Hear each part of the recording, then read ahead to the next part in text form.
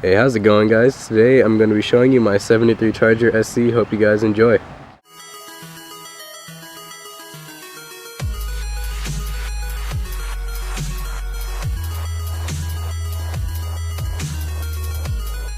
Alright, so as I said in the beginning of this video, this is a 73 Charger SE with a 318 and a 3-speed, I think, automatic. There's a lot of things that are aftermarket on this car, such as, the doors are off a 74. I think this little spoiler right here is off a different year. The trunk looks like it was either primered and maybe off a different year. I'm not too sure. But you can see, most of the things that count are there, like the really cool tail lights and headlights. Let me go ahead and show you guys the underside. And one thing I'm not too sure about is, I know my uncle told me that the Chrysler cars, they didn't have bolts on the rear end, like how Ford and other companies, they'll say how many bolts there are. I'm not too sure how that works, but if you guys have any ideas on that, because that one does show bolts on it, so I don't know what that means. But feel free to comment if you know. It has the opera windows and the SC logo right here. Let's see what else we got. Like I said, I don't know I think this door might be original because it fits a little bit better than the other one. They both open and latch good though. You can see, I think the rims are actually bigger and not original, but I'm not too sure on that one. And you can see I sort of redid the headlight bezels around here. Look pretty decent now. Go ahead and open the hood for you guys. Had some trouble there. So like I said, under the hood we have a 318 with the 3-speed, I believe, automatic. This car, when I decoded the VIN number, said that the whole entire car was built in 72, which is like built really early in 72 though, so there's actually a few things on here that would be on a 72 or that would be similar, and that wouldn't be on a 73, and I think that could be why. But you can see I just put it has a Quadrojet 4-barrel, like I think 850 CFM carb, so it's actually a pretty high fuel flowing carb. And then you can see it has the Edelbrock Intake, that's a 318/360 performance intake, and then it also has the Edelbrock triangular air filter on top. You can see it has some type of polished valve covers. I don't think those would be original. And then it has 360 headers. I know the actual block is a 318 because I checked that. And that was the other thing I was confused about, is the block. Some sites were saying that the block I have was made in 78, but I'm not too sure about that again because I posted it to forums and I didn't get any really clear answers, honestly. You can see the battery's pretty new. Not that that matters at all. You can see that there's really not any rust, or at least not any bad rust in the whole entire engine bay. Up front it's all really good looking. The shock towers look great. Really the whole car is pretty straight, just besides the quarters. Really every single quarter, which I just did this. I pretty much F that up because I plan on actually, I'm not sure how well it's going to work, and there's really not too many videos and people doing this, but I want to actually, take a welder and try to weld in my own, fix-ups and then Bondo over it.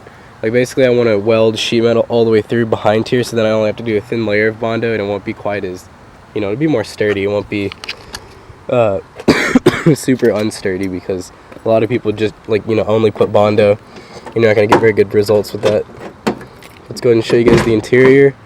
The interior is actually really freaking good on this car. Well, at least in my opinion, for how the exterior looks. So you can see it came with the Braham package. Has the wood grain along the doors, all black interior besides the seats, and then the steering wheel strangely is the Chrysler blue color. I'm not too sure about that, why.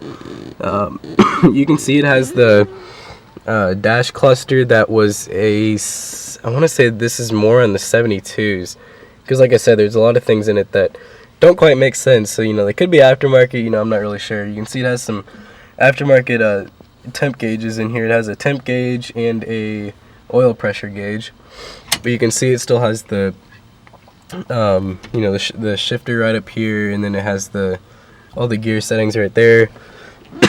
You have your blinker, hazards are somewhere. I think they're right here. Yeah. And then you can see the seats are actually in pretty good condition. You can see they're a little faded, but Other than that, they're really good. I have the skins to both the backs of them laying there, so I wish I could show you guys the back seats, but all the seats are actually really nice condition. As the bench seats with the, you know, fold out armrest, so that's pretty cool. It has a rear view. Just has one mirror on the driver's side, which I know a lot of cars like that only had one. I'm not too sure if this one was supposed to come with only one, but I used to know. All of the little cubbies where you can see it has a nice little cigarette lighter there. And then let's get into this. It has a nice glove box. And this is, I believe, the original carpet. And then the floor pans are actually in really good condition. Besides, right back there, it's solid, but under it, though, you can see if you look under the car, there's a little bit of rust, but it's nothing bad. Nothing nearly as bad as my Datsun. And I was able to fix those pretty easily, and it's actually lasted really good for a long time. You can see the roofs, you know, the headliner's pretty bad. I have one of the, whatever these things are called, can't even think of the name, so I'm not going to stress over that.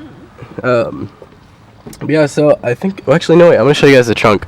I actually already recorded this video and I messed up on it, as in it actually didn't record, so I was pretty salty about that. But let me show you guys the inside of the trunk, which this is a really big struggle to get into. Why, I don't know. You gotta kind of jiggle the key back and forth. Probably put this in like a time lapse or something. Oh, there we go.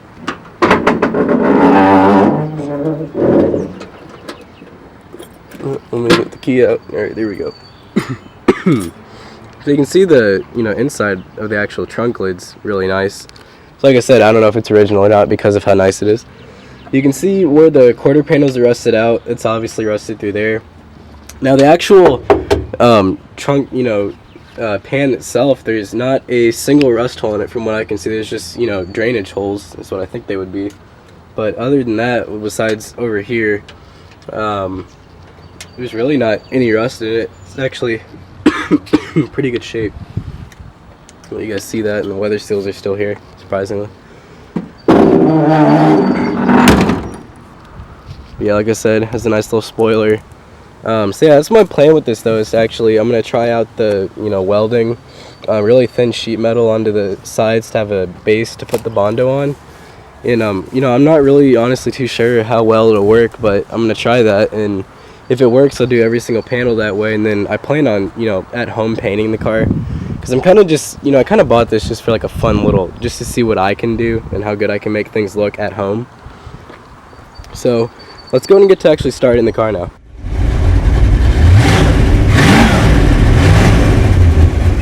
Alright, now I'm going to get one of the tailpipes, you know,